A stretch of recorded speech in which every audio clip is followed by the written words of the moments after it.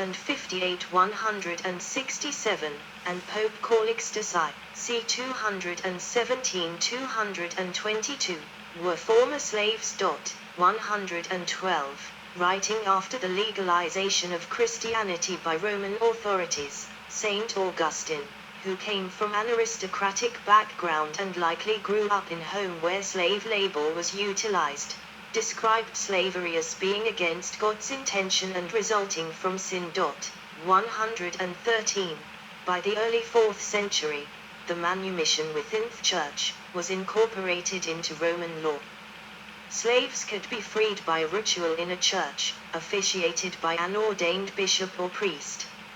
Subsequent laws, such as the Novella 142 of Justinian in the 6th century, gave to the bishops the power to free slaves. 114.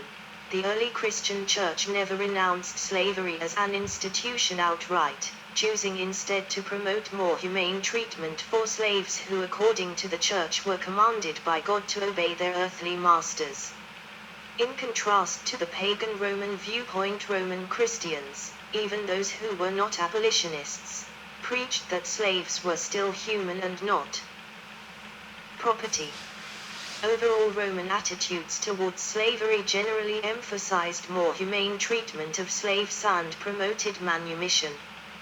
Sexual slavery was strictly forbidden by the church and institutions, as gladiator matches would come to be outlawed due to Christian pressure. 115. In literature. Although ancient authors rarely discussed slavery in terms of morals, because their society did not view slavery as the moral dilemma we do today. 116.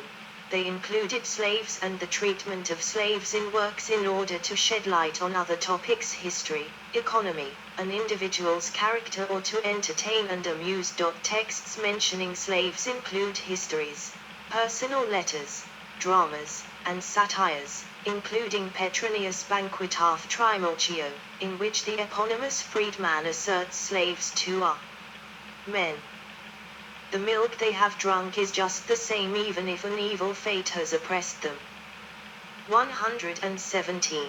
Many literary works may have served to help educated Roman slave owners navigate acceptability in the master-slave relationships in terms of slaves' behavior and punishment.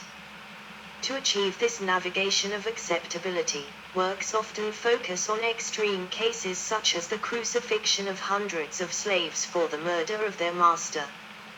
We must be careful to recognize these instances as exceptional and yet recognize that the underlying problems must have concerned the authors and audiences. 118. Examining the literary sources that mention ancient slavery can reveal both the context for and contemporary views of the institution. The following examples provide a sampling of different genres and portrayals. Plutarch mentioned slavery in his biographical history in order to pass judgment on men's characters. In his Life of Cato the Elder, Plutarch revealed contrasting views of slaves. He wrote that Cato, known for his stringency, would resell his old servants because no useless servants were fed in his house, but that he himself believes that it marks an overrigid temper for a man to take the work out of his servants as out of brute beasts. 119. Cicero. A prolific letter writer, Cicero even wrote letters to one of his administrative slaves, one Marcus Tullius Tiro. Even though Cicero himself remarked that he only wrote to Tiro for the sake of keeping to his established practice. 120. He occasionally revealed personal care and concern for his slave. Indeed, just the fact that Tiro had enough education and freedom to express his opinions in letters to his master is exceptional and only allowed through his unique circumstances. 121. First, as an administrative slave, Tiro would have enjoyed better living and working conditions than the majority of slaves working in the fields, mines, or workhouses. Also, Cicero was an exceptional owner, even taking Tiro's education into his own hands. 122. While these letters suggest a familiarity and connection between master and slave, each letter still contains a direct command, suggesting that Cicero calculatingly used familiarity in order to ensure performance and loyalty from Tiro. 123. Roman comedies. In Roman comedy, servi or slaves make up the majority of the stock characters, and generally fall into two basic categories: loyal slaves and tricksters. Loyal slaves often help their master in their plan to woo or obtain a lover, the most popular plot-driving element in Roman comedy. They are often dim, timid, and worried about what punishments may befall them. Trickster slaves are more numerous and often use their master's unfortunate situation to create a topsy-turvy world in which they are the masters and their masters are subservient to them. The master will often ask the slave for a favor and the slave only complies since the master has made it clear that the slave is in charge, beseeching him and calling him Lord, sometimes even a god. 124. These slaves are threatened with numerous punishments for their treachery. Brutal ways escape the fulfillment of these threats through their wit. 124.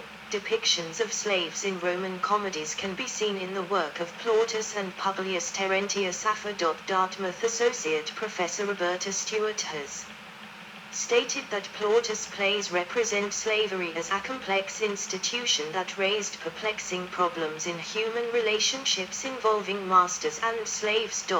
125. Terence added a new element to how slaves were portrayed in his plays, due to his personal background as a former slave. In the Yes. Need to stop the video because battery is flat. Battery is out of power. I need to charge the camcorder a little bit. Or use another camcorder.